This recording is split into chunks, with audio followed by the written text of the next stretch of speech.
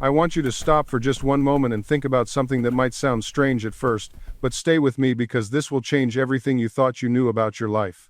Right now, in this very second, your subconscious mind is scanning every single word I'm saying, every inflection in my voice, searching for something. It's searching for a signal. Not just any signal, but the signal that tells it what kind of reality to build for you tomorrow, next week, next year. And here's what most people never realize. What I spent decades discovering and teaching. Your subconscious doesn't care if you're happy or miserable, rich or poor, loved or lonely. It's completely neutral. It's just sitting there, waiting for you to give it the signal. And whatever signal you send, whether you know you're sending it or not, that's exactly what it will create for you with absolute precision and zero judgment. Think about that for a second. Your subconscious mind is like the most powerful manufacturing plant in the entire universe, and it's working for you 24 hours a day, never taking a break, never going on vacation, never questioning orders. But here's the thing that breaks my heart. Most people are giving it the wrong signal their entire lives and then wondering why nothing changes. They're broadcasting fear and receiving chaos. They're transmitting doubt and getting confirmation of their limitations. They're sending out signals of unworthiness and then acting shocked when the world treats them as unworthy. I've seen this thousands of times. A person comes to me and says, "I'm doing everything right, I'm working hard, I'm being good, why isn't my life changing?" And when we dig deeper, when we really look at what's happening beneath the surface, we discover they've been sending their subconscious the same signal day after day, year after year. The signal that says, "I'm not enough, life is hard, good things happen to other people but not to me." Your reality, everything you see around you right now, your bank account, your relationships, your health, your opportunities, all of it is simply the physical manifestation of the signal you've been broadcasting. And I know that might be hard to hear because it means you've been creating the very things you don't want. But here's the beautiful part, the part that makes me want to shout from the rooftops. The moment you understand this, the moment you truly grasp that your reality is just waiting for a different signal, everything becomes possible.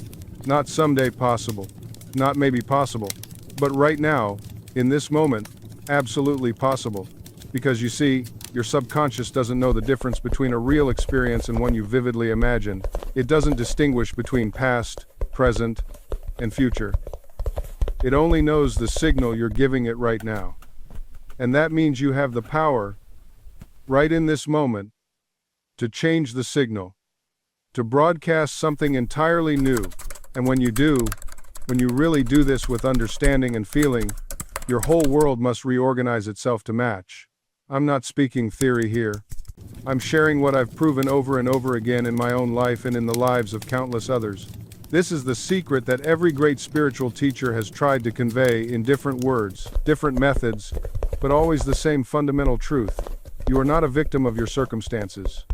You are the broadcaster of the signal that creates your circumstances.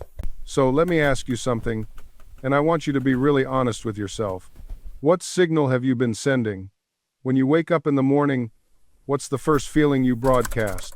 When you think about your future, what emotional frequency are you transmitting? When you look at your current situation, are you sending out signals of gratitude and possibility, or are you unknowingly confirming lack and limitation? The reason I'm starting here, the reason this matters so much, is because everything else we're going to talk about builds on this foundation. If you don't understand that your reality is simply waiting for your signal, then all the techniques and practices in the world won't help you. But if you truly get this, if you let this sink deep into your awareness, then what I'm about to share with you will unlock doors you didn't even know existed. Your subconscious is listening right now. It's always listening. The question is, what are you telling it? Now, I want to make you a promise. And it's a promise I don't make lightly because I've spent my entire life proving it to be true.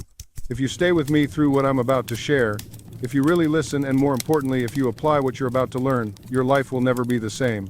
I'm not talking about small changes or minor improvements. I'm talking about a complete transformation in how you experience reality itself.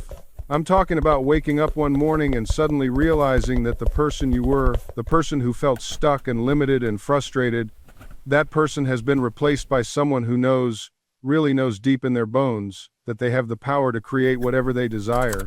This isn't motivation. This isn't positive thinking. This is something far more profound and far more powerful. This is about understanding the actual mechanism by which your inner world creates your outer world. It's about learning to speak the only language your subconscious understands, the language of feeling and belief and assumption. And once you learn this language, once you become fluent in it, you'll be able to write any script you want for your life. I know some of you might be skeptical right now, and that's okay. I respect that. Maybe you've tried other things before, and they didn't work. Maybe you've read books and watched videos and nothing changed. But let me tell you why this is different. What I'm sharing isn't based on wishful thinking or blind faith. It's based on understanding how your mind actually works, the scientific and spiritual principles that govern the relationship between consciousness and reality. You see, most people approach life backwards. They wait for their external circumstances to change before they allow themselves to feel differently.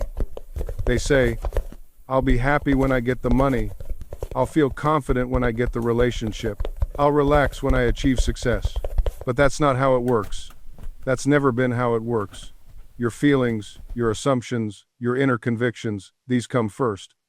They are the signal, and your external reality has no choice but to conform to that signal. Think of it like a radio.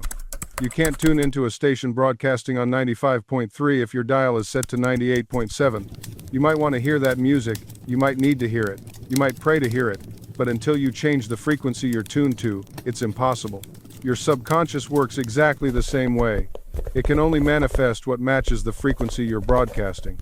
So here's what we're going to do together. I'm going to show you exactly how to change your frequency, how to send the signal that your reality is waiting for. I'm going to share stories that will help you see this principle in action. I'm going to break down the specific lessons you need to understand. And then, most importantly, I'm going to give you practical methods you can use immediately to start broadcasting a different signal. But I need something from you. I need you to be willing to question everything you think you know about how life works. I need you to be open to the possibility that maybe, just maybe, you've been giving your power away to circumstances when that power has been within you all along. Can you do that? Can you set aside your doubts just for the next little while and really consider what I'm sharing? Because here's what I've learned after all these years of study and practice and teaching. The only thing that ever stands between a person and the life they desire is their willingness to change the signal. That's it. Not their education, not their background, not their age or their circumstances. Just their willingness to stop broadcasting the old frequency and start transmitting a new one. Your subconscious is infinitely powerful and infinitely patient. It has been creating your reality based on your signals since the day you were born, and it will continue doing so until the day you die. It never gets tired, never makes mistakes, never refuses an order. But it also never initiates. It only responds. It's waiting for you, right now in this moment, to tell it what to create next. And that's what makes this so exciting and so urgent. You don't have to wait for permission. You don't have to earn the right. You don't have to become worthy enough or good enough or ready enough. You can change the signal right now, today, in the next few minutes. And when you do, when you really commit to broadcasting from a new frequency, your entire world will begin to shift. I've seen people transform their health when doctors said it was impossible. I've seen people attract wealth when they had nothing but debt. I've seen relationships heal that everyone said were beyond repair. And it all started with understanding this one principle. Your reality is only waiting for your signal. So take a breath. Let yourself feel the weight and the wonder of what I'm telling you. You are not stuck. You are not limited by your past or your present. You are a broadcasting station with unlimited power, and you've just been tuned to the wrong frequency. But that changes now. That changes today. Are you ready? Because your subconscious is listening, and it's time to give it a signal worth manifesting. Let me take you back to a moment in my own life when I first truly understood this principle, not just intellectually but in my bones, in my soul, in a way that changed me forever. I was working as a pharmacist, and on the surface everything looked fine. I had a respectable job, a steady income, the things society tells you mean success. But inside, I felt like I was dying. Not physically, but spiritually. I felt trapped, limited. Like there was this vast potential within me that was suffocating under the weight of routine and conformity. Every morning I would wake up with this heaviness in my chest, and I didn't understand why. I was doing what I was supposed to do. I was being responsible, practical, sensible, But there was this voice inside me that kept whispering, "There's more. There's so much more. This isn't who you really are." And I kept ignoring that voice because I didn't know what else to do. I didn't understand yet that the heaviness I felt, that sense of being trapped, that was actually a signal. It was my inner self trying to tell me that I was broadcasting a frequency that didn't match my true desires. Then one day, I was reading about the power of the subconscious mind, and something clicked. It wasn't new information exactly. I'd read similar things before, but this time, in that moment, I really got it. I understood that the life I was living, the trapped feeling I had, wasn't being done to me by external circumstances. I was creating it with the signal I was broadcasting every single day. You see, every morning when I woke up with that heaviness, I was sending my subconscious a signal: this is who I am, this is all I can be, I'm stuck here. And my subconscious, being the faithful servant it is, kept creating more evidence to confirm that signal. More situations that made me feel trapped, more evidence that I was stuck. It was giving me exactly what I was asking for, even though consciously I wanted something completely different. So I decided to conduct an experiment. I decided to change the signal. Instead of waking up and immediately feeling that heaviness, I started spending the first moments of each morning in a different state. I would lie in bed and imagine myself doing work that fulfilled me, work that mattered, work that allowed me to help people in profound ways. And I didn't just think about it casually. I felt it. I made it real in my imagination. I felt the satisfaction, the joy, the sense of purpose. I was broadcasting a different frequency. Now, I have to be honest with you, nothing changed immediately. My external circumstances stayed exactly the same for weeks. And this is where most people give up. They try something new for a few days, don't see immediate results, and go right back to their old signal. But I understood something crucial. There's always a lag between changing your signal and seeing the physical manifestation. Your subconscious needs time to reorganize your reality to match the new frequency. So I kept at it. Every morning, every night, I would go into that feeling state of being the person I wanted to be, doing the work I wanted to do. And slowly, almost imperceptibly at first, things started to shift. I had an idea for a lecture. Then someone invited me to speak at a small gathering. Then opportunities started appearing that I couldn't have predicted or planned for. Within a year, my entire life had transformed. I had moved from pharmacy into full-time ministry and teaching, exactly as I had been imagining and feeling. But here's the important part. It wasn't magic. It wasn't luck. It was the natural, inevitable result of changing my signal. My subconscious had been listening the whole time, and once I gave it clear, consistent, emotionally charged instructions through my new frequency, it had no choice but to create circumstances that matched. I'm telling you this story not to talk about myself, but because I want you to understand that I'm speaking from experience. I'm not sharing theories I read in a book. I'm sharing principles I've lived, tested, and proven over and over again. And what worked for me will work for you too, if you apply them with faith and consistency. So let me tell you what happened next. Within 2 weeks of beginning this practice, something shifted. I was offered a small speaking opportunity at a community center. Nothing glamorous. Just 12 people in a room. But I took it, and when I stood up to speak, the words flowed through me. I didn't have to force them. It was as if my subconscious mind had been preparing me all along, and now it was simply expressing what it had accepted as true. That small talk led to another, and another. Within 6 months, I was speaking to groups of 50, then 100, then more. Doors opened that I never could have orchestrated through sheer willpower alone. Why? Because I had planted the right seeds in the fertile soil of my subconscious mind. I had given it clear instructions, backed by feeling and belief. And it went to work arranging circumstances, ideas, and opportunities to match the mental image I had impressed upon it. This is the creative process that most people completely miss. They think creation happens out there, in the physical world, through hustle and grind alone. But creation happens first in consciousness.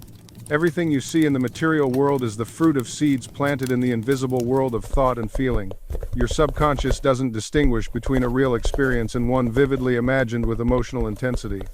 When you mentally rehearse success, when you feel the joy of your wish fulfilled, your subconscious accepts that as an instruction and begins to materialize it in your outer world. I've seen this work for thousands of people. A woman who visualized herself debt-free and felt the relief of financial freedom, even while the bills were still piling up, suddenly received an unexpected inheritance that cleared everything. A man who affirmed his perfect health while battling illness, who refused to identify with the diagnosis and instead identified with wholeness, experienced what doctors called a spontaneous remission. A young artist who imagined her work being celebrated and appreciated, even when no gallery would show her paintings, eventually caught the attention of a collector who launched her entire career. Were these coincidences? Luck? No. These were the natural results of working in harmony with the law of mind. The skeptics call it coincidence. The fearful call it impossible. But those who understand the law, they call it inevitable. You see, most people live their entire lives believing that success belongs to someone else. That wealth is for the lucky few. That happiness is reserved for those born under better stars. They treat their dreams like distant mountains, beautiful to look at, impossible to climb. But here's what they don't understand. Every single thing you see around you right now, the chair you're sitting in, the device you're watching this on, the building surrounding you, all of it was once nothing more than a thought in someone's mind. The Wright brothers didn't build an airplane because flying was easy. They built it because they held the image of flight so clearly in their consciousness that the universe had no choice but to materialize it. Thomas Edison didn't create the light bulb on his first try, or his 100th, or even his 1000th, but he never once doubted that the solution existed. He held the end result in his mind with such conviction that failure became nothing more than information, just the universe showing him which paths didn't lead where he wanted to go. This is the secret that the truly successful understand. Your subconscious mind doesn't distinguish between a real experience and one vividly imagined. Think about that for a moment. When you imagine biting into a lemon, your mouth waters. The lemon isn't real. You're not actually tasting anything, but your body responds as if it is. Your subconscious accepted the image and created the physical response. Now, if your mind can create saliva from an imagined lemon, what else can it create from imagined success? The answer is everything. Your subconscious is the connecting link between your thoughts and their manifestation in your reality. It takes the orders you give it through your habitual thinking and works day and night to bring them into form. But here's where most people sabotage themselves completely. They spend 5 minutes visualizing success, then 23 hours and 55 minutes worrying about failure. Your subconscious doesn't distinguish between what you want and what you don't want. It only responds to the dominant impression you give it. Think about that for a moment. If you constantly say, "I don't want to be broke," your subconscious hears broke with emotional intensity and says, "Understood, let's create more experiences of being broke." This is why affirmations alone rarely work. You can stand in front of a mirror repeating, "I am wealthy" 1,000 times. But if underneath those words there's a deeper belief whispering, "Who are you kidding?" Look at your bank account. That deeper belief wins every single time. The subconscious responds to feeling, not just words. It responds to conviction. It responds to the emotional tone behind your thoughts. When you were a child and someone told you that you weren't good enough, they didn't just plant words in your mind. They planted an emotional experience, a feeling of inadequacy that your subconscious accepted as truth. And here's the beautiful part that most people miss entirely. You can use this same mechanism deliberately. You can consciously choose what to plant in the fertile soil of your subconscious mind, but you have to do it with the same emotional intensity that created your limitations in the first place. I've seen people transform their entire lives in a matter of weeks once they truly understood this principle. Not through positive thinking alone, but through consistent, emotionally charged impression. They stopped arguing with their circumstances. They stopped complaining about what is. Instead, they began to persistently assume the feeling of the wish fulfilled. What does that mean practically? It means if you want financial abundance, you don't just think about having money. You feel the relief, the freedom, the security that abundance brings. You live in that feeling. You make it more real than your current bank balance. And here's what happens when you do this consistently. Your subconscious mind cannot tell the difference between a vividly imagined experience and a real one. When you feel wealthy in your imagination, your subconscious accepts it as fact. It then begins to align your thoughts, actions, and opportunities with that inner reality. You start noticing things you never saw before. An email you would have overlooked. A conversation that leads somewhere unexpected. a sudden insight about a different approach to your work. These aren't coincidences. This is your subconscious mind, now programmed for abundance, guiding you toward the manifestation of what you've impressed upon it. I've seen this happen countless times. A woman who practiced feeling financially secure every night before sleep suddenly remembered a skill she had forgotten about. Within weeks, she turned that skill into a side income that eventually surpassed her main job. A man who visualized himself as debt-free found himself making decisions he never would have made before. Small decisions. Saying no to unnecessary purchases. Saying yes to uncomfortable conversations about money. Each decision, guided by his new inner state of financial freedom. This is the bridge between imagination and reality, your consistent feeling state.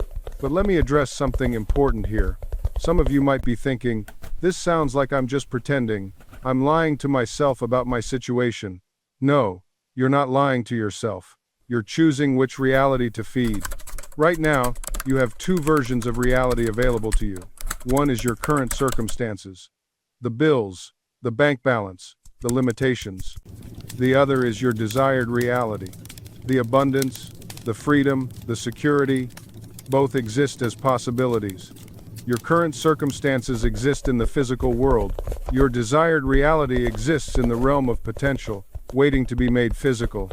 When you worry about money, you feed energy to your current lack. When you feel abundant in your imagination, you feed energy to your desired reality. Whichever you feed consistently will grow stronger and eventually dominate your experience. This isn't pretending. This is choosing. This is directing the creative power of your subconscious mind. When I teach people about this principle, they often say, but won't I just be lying to myself?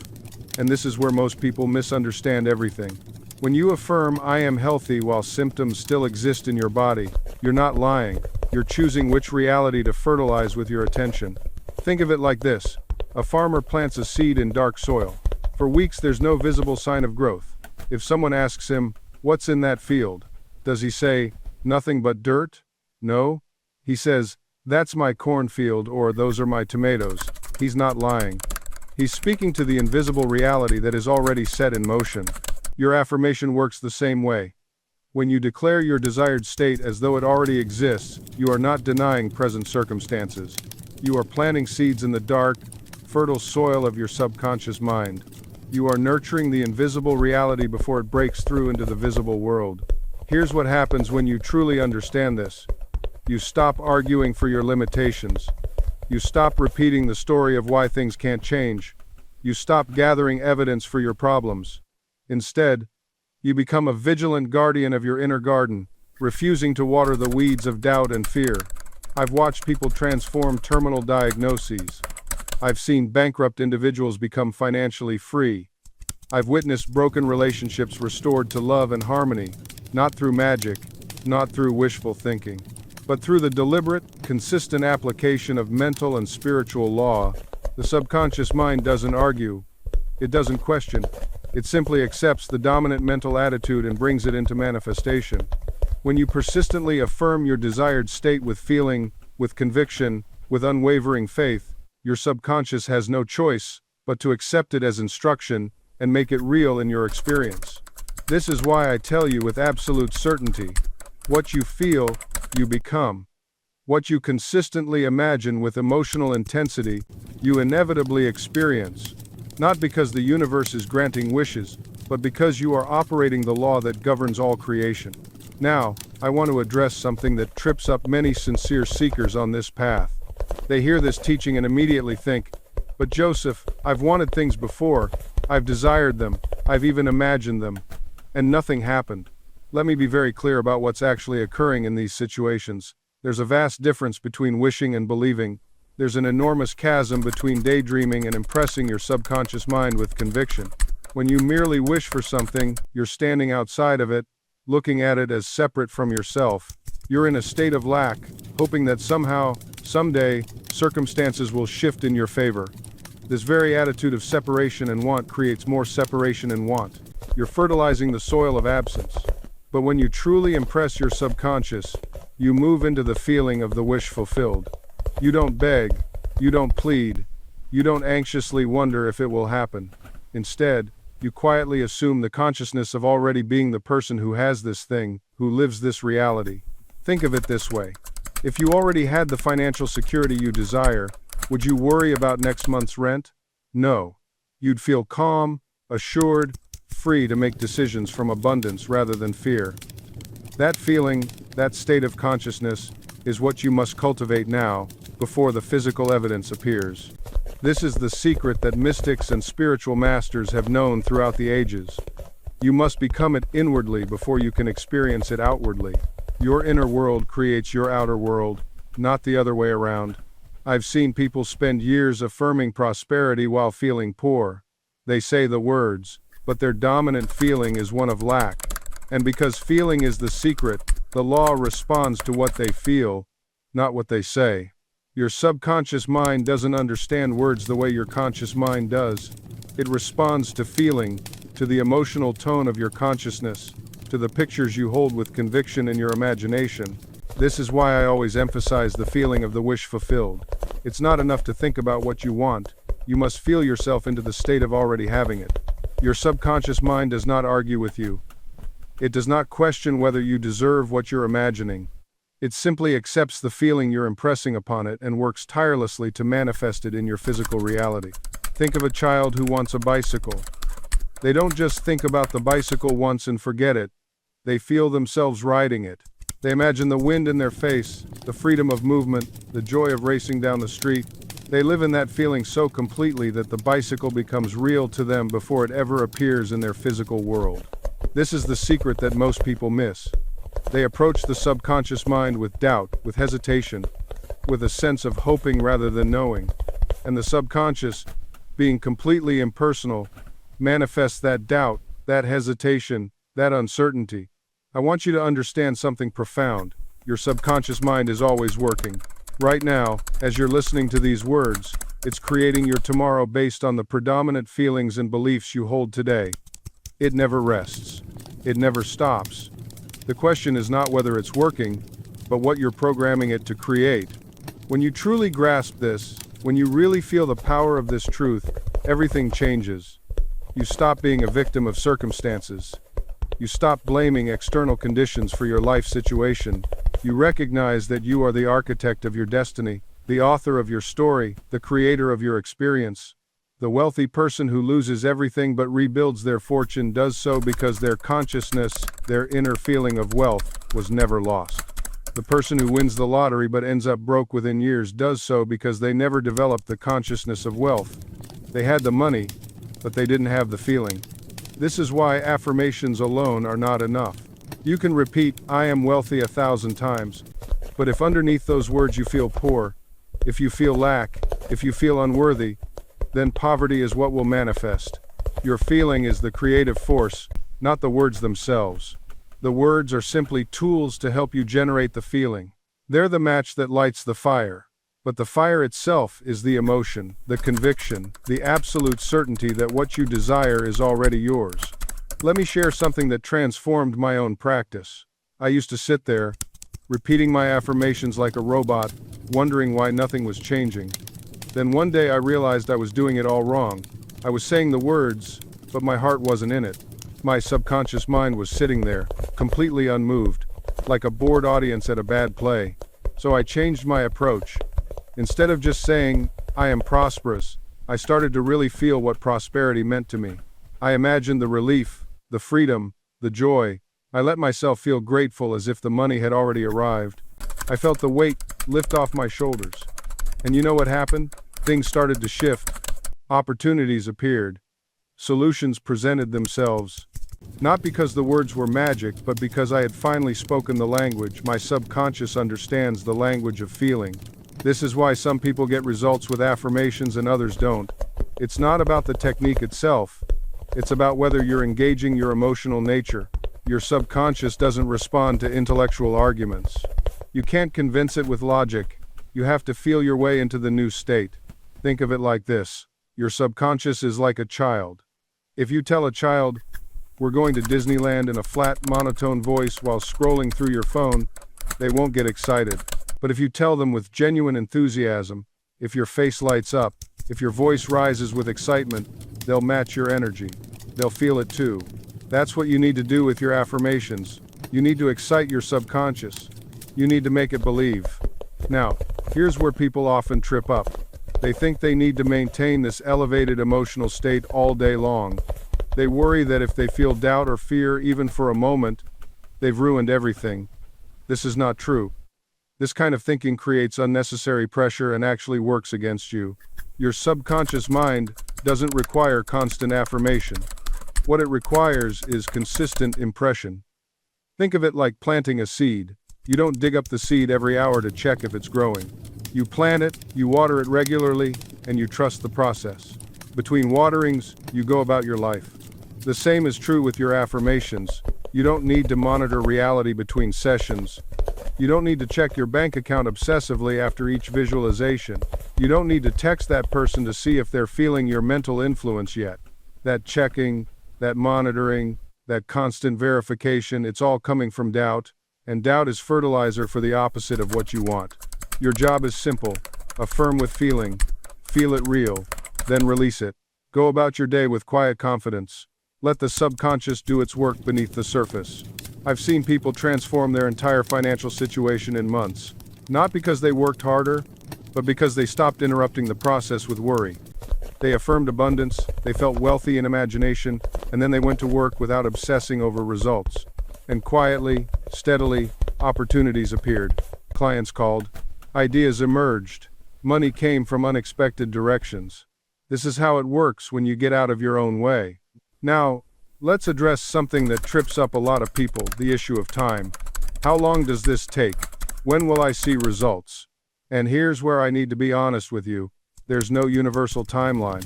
It's not like microwaving food where you punch in 3 minutes and wait. The subconscious doesn't operate on your schedule, it operates on its own perfect timing. But here's what I can tell you. The lag time between impression and expression depends on several factors. First, the depth of your conviction. A weak, half-hearted affirmation given once or twice won't penetrate deeply. But an affirmation saturated with emotion, repeated consistently, with full sensory imagination that sinks in fast. Second, it depends on your existing mental patterns. If you're trying to impress a belief that directly contradicts something you've believed for 30 years, it's going to take more repetition than if you're reinforcing something you already somewhat believe. Think of it like carving a new river through rock. The water doesn't break through in one day, but with persistent flow, it cuts deeper and deeper until eventually, the old path is abandoned and the new river flows freely. Third, it depends on how much you interfere. If you affirm in the morning and worry all afternoon, you're watering weeds alongside your flowers. You're slowing the process dramatically. The moment you finish your affirmation and then spend the rest of your day checking for results, you've just created a counterintention. You've told your subconscious, I don't really believe this is working. Think about it. When you plant a seed in your garden, you don't dig it up every few hours to see if it's growing, you trust the process. You water it, give it sunlight, and let nature do its work. Your subconscious mind operates the same way. I've seen people sabotage their own manifestations simply because they couldn't resist the urge to monitor progress constantly. A woman once came to me frustrated that her financial affirmations weren't working. When I asked about her daily routine, she admitted that every morning she'd affirm abundance, but then she'd check her bank account multiple times a day, each time feeling disappointed. She was literally canceling out her morning work with afternoon doubt. The solution? Once you've done your mental work, release it, let it go. Move on with your day in faith and confidence. This doesn't mean sitting passively and doing nothing. It means taking inspired action while maintaining your inner conviction. Here's what I want you to understand deeply. The subconscious mind doesn't respond to urgency or desperation. It responds to conviction and acceptance. When you're desperate for something, you're actually affirming its absence. When you accept something as already yours in consciousness, you're affirming its presence. This is why grateful acceptance is so powerful. When you say thank you for my perfect health and feel genuine gratitude, you're not hoping for health in the future. You're accepting it now. You're living from the end result. Some of you might be thinking, but isn't it dishonest to be grateful for something I don't have yet? No, you're being grateful for the reality that exists in your mind, knowing that the outer world must conform to the inner conviction. You're being grateful for the principle itself, the law that never fails. This is not arrogance. This is not pretending. This is operating from the awareness that your subconscious mind is the creative power within you, and when you impress it with a mental image fused with feeling, it must by its very nature bring that image into physical form. Think of it like planting a seed in the ground. You don't dig it up every day to see if it's growing. You don't stand over it with doubt and suspicion. You water it, you give it sunlight, and you trust the process. You know that beneath the surface, invisible forces are at work. Roots are spreading. Life is organizing itself. And in time, what was hidden will break through the soil and become visible. Your gratitude is the water. Your assumption is the soil. Your inner vision is the seed. And the subconscious mind is the life force that orchestrates the entire process. Now, let me give you a very practical example of how this works in real life. I once counseled a woman who had been trying to sell her home for over a year. The market was difficult. She'd had countless viewings, but every potential buyer walked away.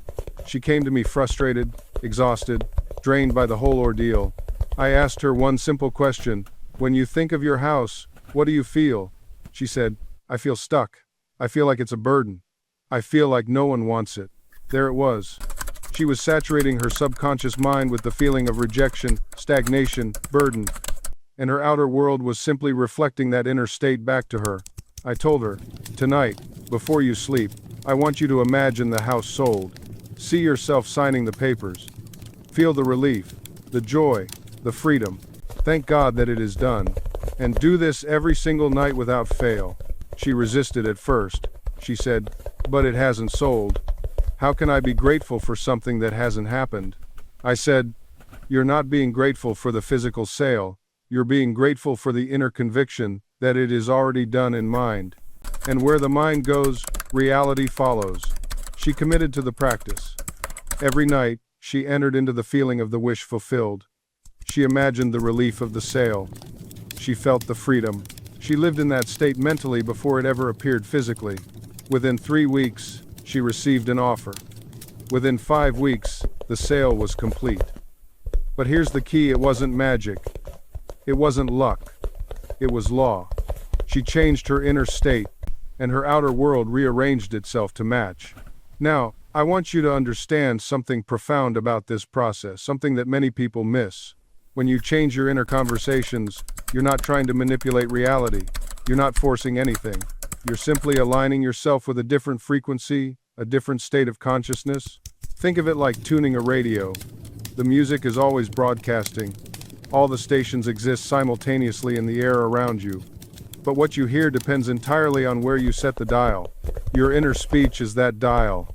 When you're constantly talking to yourself about problems, limitations, what you don't have, you're tuned to that station. And the universe, being the perfect mirror that it is, keeps broadcasting more of the same into your experience. But the moment you change the channel, the moment you begin speaking to yourself from the wish fulfilled, everything shifts. This is why affirmations alone often fail. Because most people affirm while still internally arguing with themselves. They say, I am wealthy, while their inner voice screams, no you're not, look at your bank account. That's not changing your inner speech. That's adding a positive sentence on top of a negative foundation. Real transformation happens when you catch yourself in the old conversation and consciously redirect it. Not once, not twice, but persistently, until the new conversation becomes natural. A man wrote to me once, struggling with chronic anxiety about his health. Every bodily sensation became a catastrophe in his mind. A slight pain? Cancer. A moment of dizziness? A stroke. His inner dialogue was a constant emergency broadcast. I told him, you must become the guardian of your inner voice. He began a practice. Every time he caught himself spiraling into medical disaster, he would pause and say internally, I am healthy. My body is strong and balanced. I feel wonderful. At first, it felt like lying. His mind rebelled, but he persisted. Within weeks, something remarkable happened. Not only did his anxiety diminish, but several minor health issues he'd been dealing with actually improved. His doctor was surprised. Was it the power of positive thinking? No, it was something deeper. He had changed his state of being. And when your state changes, your body responds, your circumstances respond, everything responds, because you are not separate from your world. You are the center of it, the creator of it. Your reality is not something that happens to you, it is something that happens through you. This is why two people can experience the exact same event and walk away with completely different stories. One sees opportunity, the other sees obstacle. One finds meaning, the other finds chaos. Not because the event was different, but because the consciousness observing it was different. I want you to think about a moment in your life that once devastated you. A rejection, a failure, a loss that felt unbearable at the time. Now look at it from where you stand today. Can you see how it redirected you? How it closed one door so another could open? How it became not the end of your story, but a turning point? That shift didn't happen because the past changed. It happened because your consciousness expanded. You began to see through different eyes. And here's the profound truth that changes everything. You don't have to wait years for this expansion. You don't have to suffer first and understand later. You can choose your interpretation now. You can decide what this moment means. You can select the lens through which you view your life. This is not denial. This is not pretending problems don't exist. This is recognizing that the meaning you assign to any circumstance is the most powerful force in determining what comes next. When you understand this, you stop being a victim of circumstances. You become the author of your experience. Think about the people you admire most, the ones who've overcome tremendous odds, the ones who've turned pain into purpose, struggle into strength. What made them different?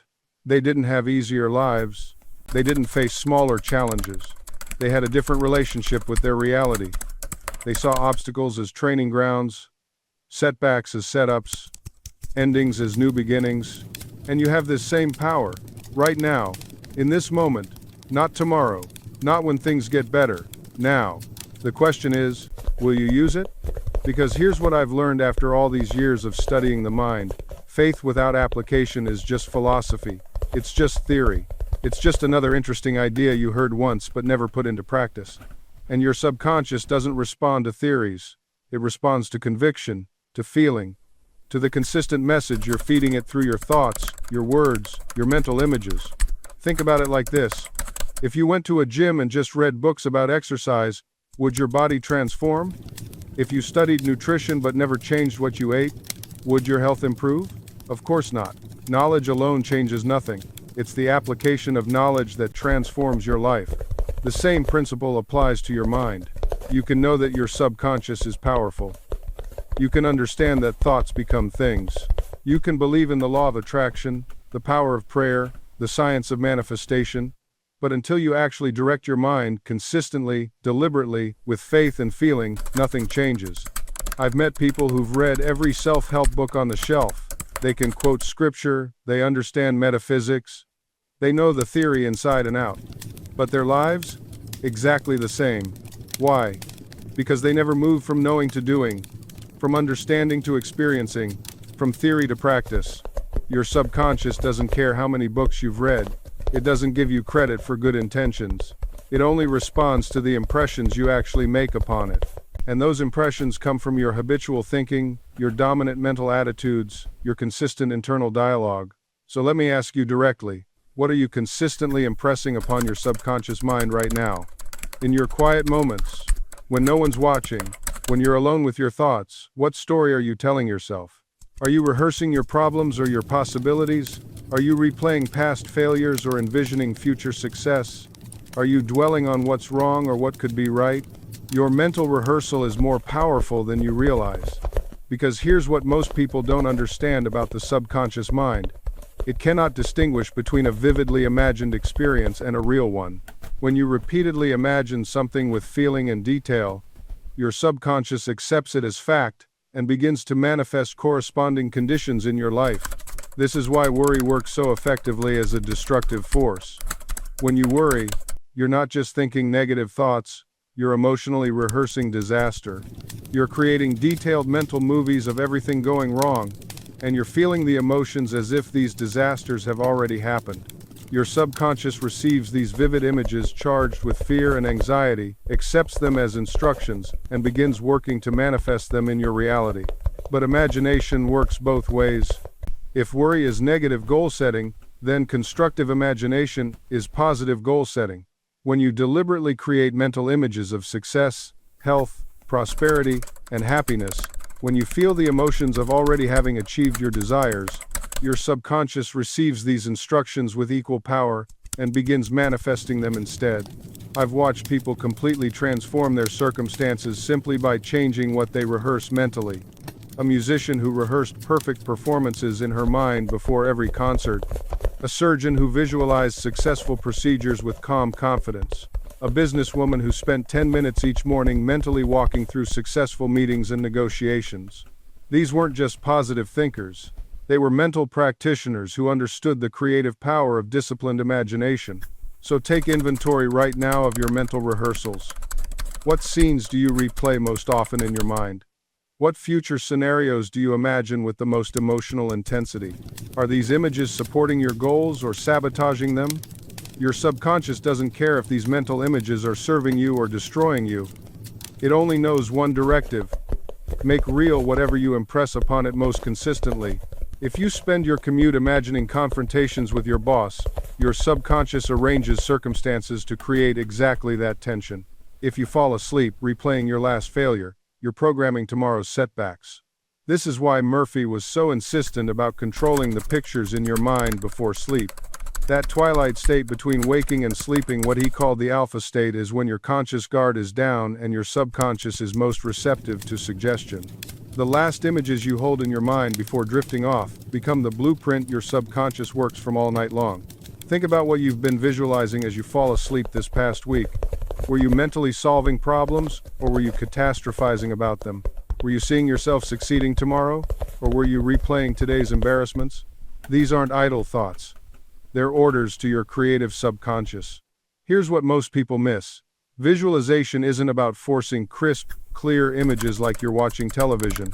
Some people are highly visual, others aren't. If you struggle to see detailed pictures in your mind, you're not broken. You're not doing it wrong. Murphy himself said the feeling is more important than the picture. What matters is the impression, the sense, the feeling tone of the wish fulfilled. You don't need to see every detail of your new home. You need to feel what it's like to walk through that front door. You don't need to visualize every number in your bank account. You need to feel the security, the relief, the freedom of financial abundance. Some of the most successful practitioners of mental imagery are people who think they can't visualize at all. They work with impressions, with knowing, with feeling. They sense themselves in the desired state rather than seeing it, and it works just as powerfully. Some people imagine through sound. They hear themselves accepting congratulations. They hear their bank account balance being read to them. They hear the applause. They hear the conversation. If you're more auditory in nature, use sound in your mental rehearsal. Let your imagination speak to you. Here's what I want you to understand deeply. The subconscious doesn't care which sensory channel you use. It cares about the emotional conviction behind it. It cares about the feeling of reality you create. You can visualize in crystal clear 4K resolution, or you can simply feel a warm certainty in your chest. Both reach the subconscious. Both program reality. Both deliver results. I've known people who couldn't visualize at all, yet they manifested extraordinary things because they mastered the feeling. They would sit quietly and ask themselves, how would I feel if this were already true? And they would generate that feeling. They would marinate in it. They would breathe it in until it became familiar, until it became natural, until it became their new normal. And that's the secret, really. Making the desired state feel more natural than the current state. Making success feel more familiar than struggle. Making abundance feel more comfortable than lack. When you do this consistently, your outer world has no choice but to rearrange itself to match. Your subconscious is always listening to what you accept as true about yourself. It's recording every mental image, every internal conversation, every feeling state you dwell in. It's building your tomorrow based on what you're predominantly thinking and feeling today. So if you're predominantly imagining difficulty, if you're rehearsing failure, if you're feeling lack, that's what you're instructing your subconscious to create, and it will. Not because it wants to punish you, but because it's faithfully executing your instructions.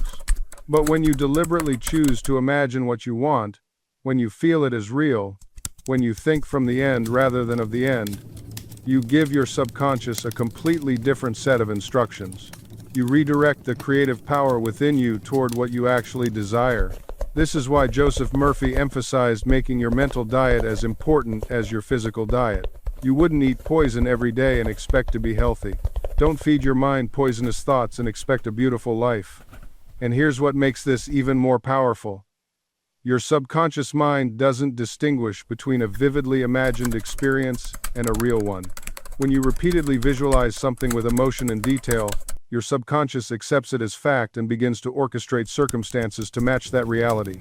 I remember reading about a man who was deeply in debt, constantly worried about money, always checking his bank account with anxiety. Murphy taught him to do something radical. Every night before sleep, he would imagine his banker calling him to say there was an unexpected deposit. He would feel the relief, the joy, the security of having more than enough. Within weeks, opportunities he'd never noticed before began appearing. A former client reached out with a project. An investment he'd forgotten about matured. His consciousness had shifted from lack to abundance, and his outer world had no choice but to follow. This is the magic Murphy kept pointing us toward. You are not a victim of your circumstances. You are the creator of them through the habitual thoughts you accept as true. Now, let me share something that might challenge everything you thought you knew about prayer. Most people pray incorrectly. They beg, they plead, they desperately ask for things as if God is a distant authority figure who might say no. Murphy taught that true prayer is not begging, it's alignment, it's feeling, and accepting that what you desire is already yours in the invisible realm of consciousness, and simply allowing it to materialize. This is why he often said to pray with thanksgiving rather than desperation. When you say, "Thank you for my healing," instead of, "Please heal me," you're praying from the consciousness of already having it. You're impressing your subconscious with the feeling of fulfillment rather than the feeling of lack. That's why gratitude is the most powerful prayer you can offer. It's not just politeness or good manners, it's a scientific method of impressing your subconscious mind with the acceptance of your desire as already real. Now, let me share something that transformed my entire understanding of prayer. Murphy introduced a concept he called the silence. This is a state of inner stillness, where you've released all struggle, all desperate pleading, all anxious waiting.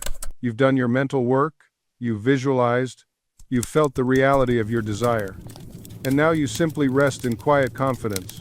In the silence, you don't keep asking, you don't keep wondering when or how, you simply know. It's like planting a seed and then leaving it alone to grow. You don't dig it up every day to check on its progress. You trust the intelligence of nature to do its work. This is where most people stumble.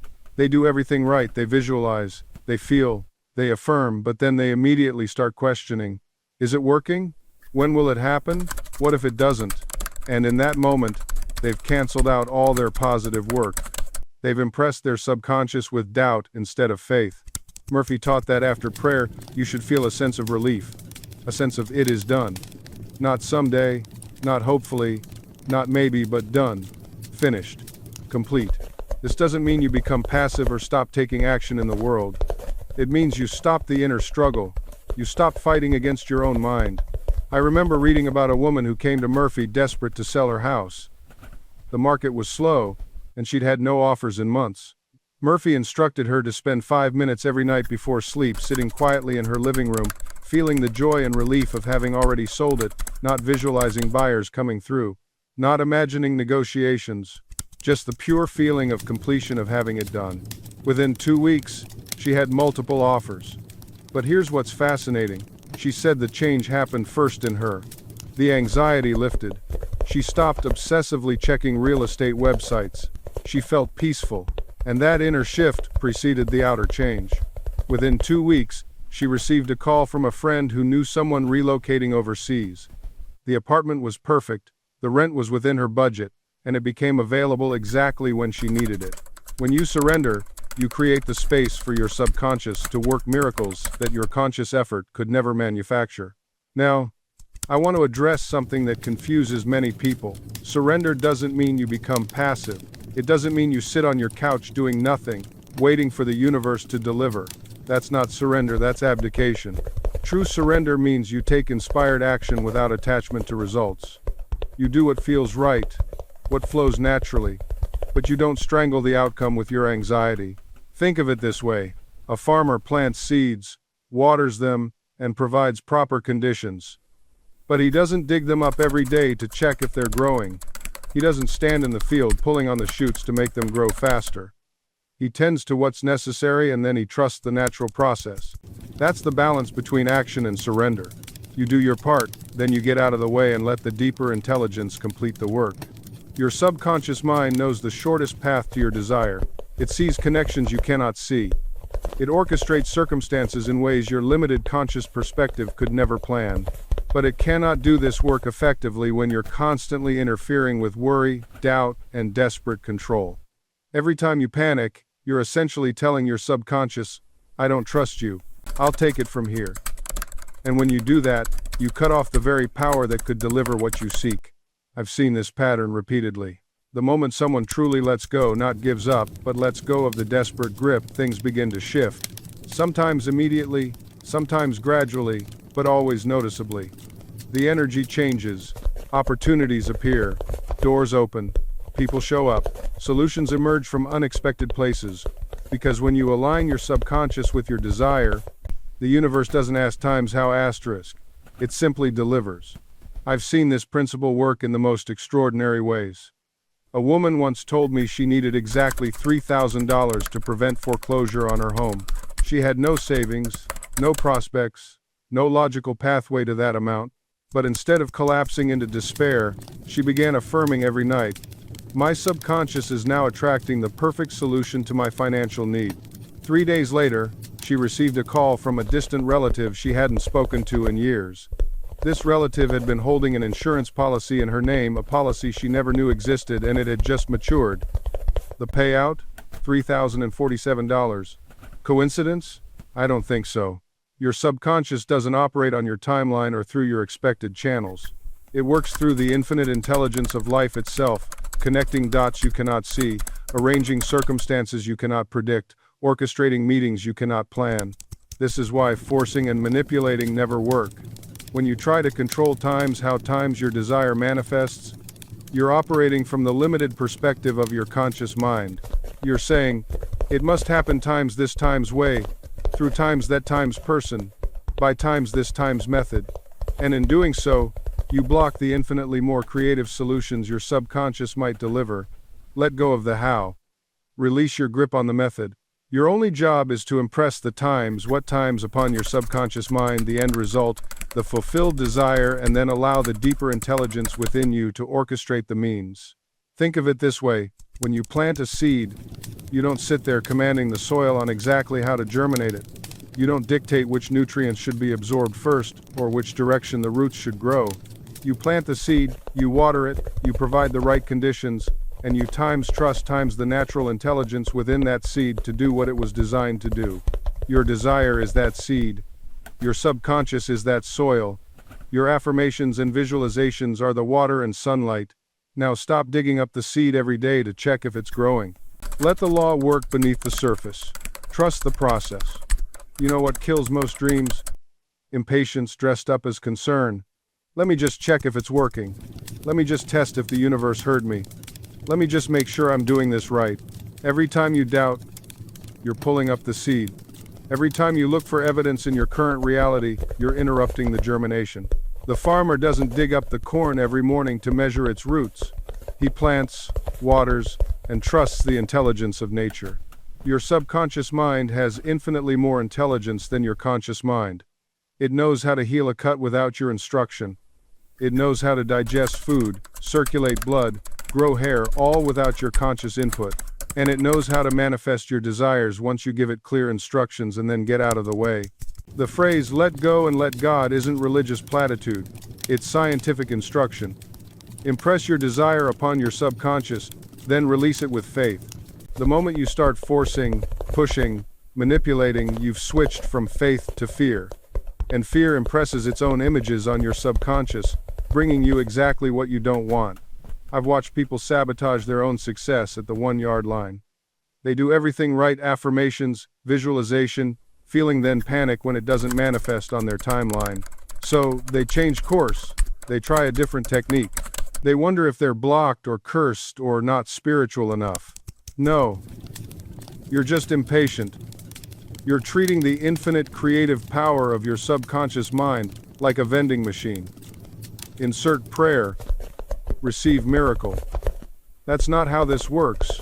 There's an interval of time between the impression and the expression, between planting and harvest, between conception and birth. A woman doesn't doubt her pregnancy because the baby doesn't arrive in 3 weeks. She trusts the gestation period. Your desires have a gestation period too. And it's different for everyone and every desire. Sometimes it's days, sometimes months. Sometimes the very thing you've been affirming for years suddenly appears overnight when your subconscious has finally accepted it as true. Your only job is to remain faithful to the end, to keep assuming you already have it, regardless of what your senses report. To live in the wish fulfilled even when every external circumstance contradicts you. This isn't delusion, this is creation.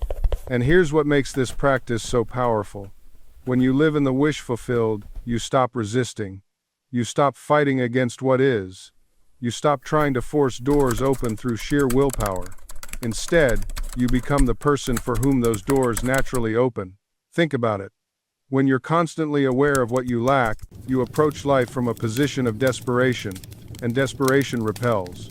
It creates a frequency of need that pushes away the very things you desire. But when you live in the wish fulfilled, you approach life from a position of having, and having attracts more having. I've watched this transformation happen countless times. Someone spends months desperately trying to manifest a relationship, and nothing comes. They're constantly aware of their loneliness, constantly looking for signs, constantly wondering when it will happen. Then something shifts. They decide to feel fulfilled now. They start treating themselves the way they imagine their ideal partner would treat them. They start living as though they're already loved deeply and completely. And suddenly, everything changes. Not because they stopped wanting the relationship, but because they stopped needing it to feel complete. This is the secret that most people miss. The wish fulfilled isn't about pretending you have something you don't have. It's about recognizing that the feeling you're seeking is already available to you now. The external manifestation is simply the three-dimensional reflection of an internal state you've already claimed. Your subconscious mind doesn't distinguish between the accomplishment of a goal in imagination and its accomplishment in the physical world. When you vividly imagine yourself living in your desired state, when you feel the reality of it with every fiber of your being, your subconscious accepts it as done. And once your subconscious accepts something as true, it moves heaven and earth to make the outer world conform to that inner conviction. But you must be consistent. You cannot live in the wish fulfilled for 5 minutes during your morning meditation and then spend the rest of the day dwelling in lack and limitation. The law responds to your dominant mental attitude, not your occasional hopeful thoughts. This is why Murphy emphasized the importance of making your desired state your habitual dwelling place. Not something you visit occasionally, but somewhere you actually live.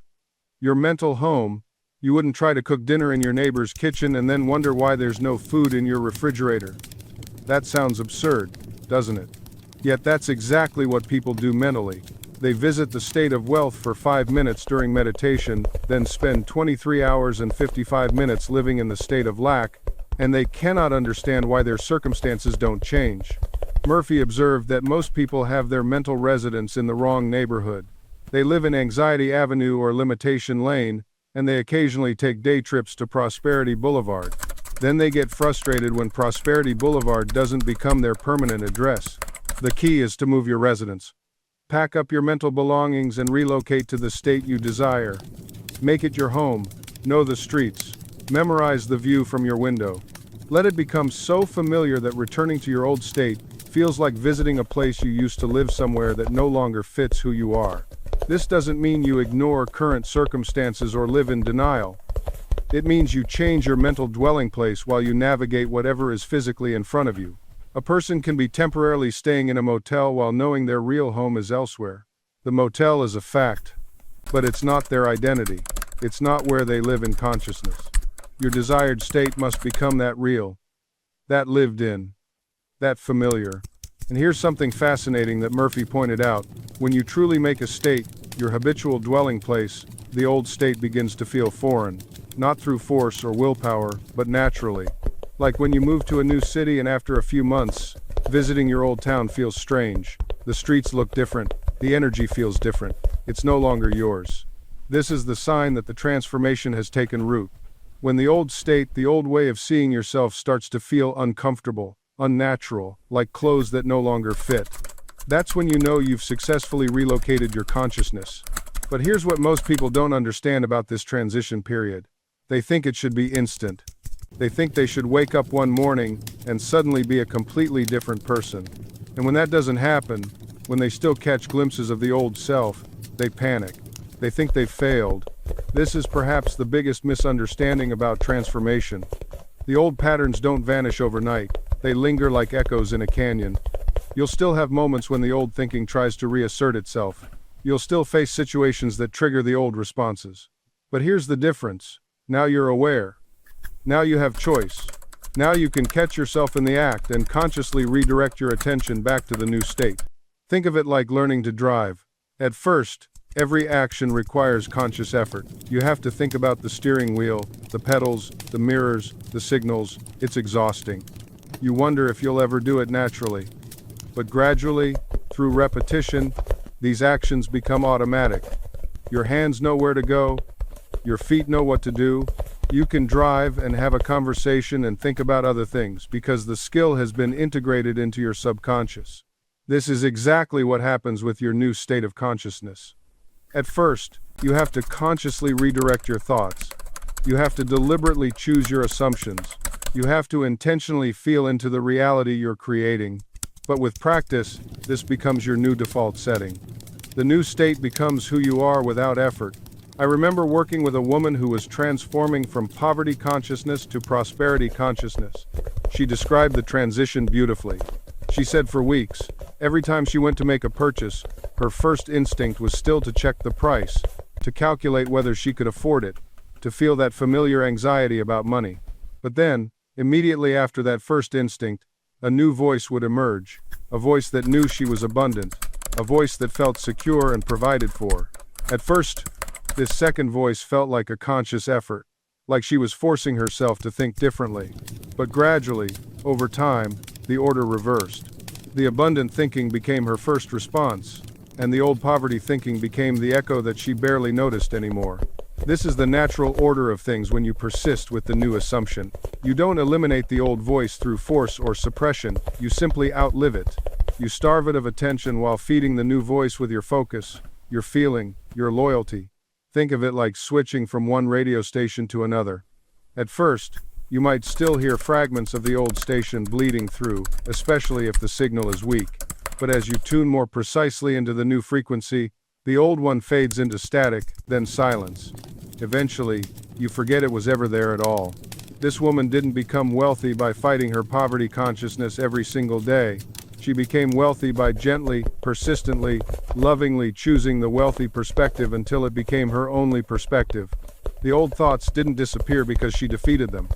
They disappeared because she stopped giving them a seat at the table of her mind. And here's what happened in her external world. Within 3 months, she received an unexpected freelance contract that paid more than she'd earned in the previous 6 months. Within a year, she'd doubled her income. Within 2 years, she'd moved to a larger apartment, traveled to Europe, and had a savings account she once thought impossible. But more importantly than the money, the feeling changed. The anxiety dissolved. The shame lifted. She stopped bracing for disaster and started expecting good. And that shift in expectation altered everything. Your subconscious doesn't care about your history. It doesn't carry grudges about your past failures or limitations. It only knows what you're impressing upon it now, in this moment, through your dominant feeling and assumption. When you change that impression, you change your future. So here's your practice. When the old echo arises, don't fight it. Simply notice it, acknowledge it without judgment, and then gently redirect your attention to the new voice, the voice of your wish fulfilled. Do this again and again, not with frustration, but with patience and love. You're not battling yourself, you're training yourself. You're teaching your mind a new language, a new song, a new way of being. And here's the beautiful part, you don't have to be perfect at it. You don't have to get it right every single time. You don't have to sit in meditation for an hour and visualize with crystal clarity while your mind stays perfectly still. That's not how this works. That's not how any real transformation works. If you stumble, you redirect. If you forget, you begin again. If you catch yourself spiraling into fear at 3 in the morning, you don't curse yourself for failing. You gently, lovingly, bring yourself back. You whisper the truth again. You re-enter the state. This is not about perfection. It's about persistence. It's about choosing, again and again, to align with the version of yourself who already has what you desire. It's about training your emotional body to recognize love, abundance, health, and success as home, not as a distant destination. Not as something you'll feel when the conditions are right, but as something you claim now, in this moment, regardless of what your senses are showing you. Because the outer world? It's always lagging behind. It's always catching up to what you've already accepted within. And if you keep changing your inner state based on what you see outside, you'll never break the loop. You'll stay stuck in the echo of yesterday's beliefs, wondering why nothing ever changes. But when you hold the state, when you live from the end, when you refuse to let circumstances dictate your inner climate, everything begins to shift. Not because you forced it, not because you hustled harder, but because you became congruent with the reality you desired. You stopped being at war with yourself. You stopped saying, "I want this," while feeling, "I'll never have it." You stopped praying for change while emotionally rehearsing lack. You became whole. You became still. You became certain.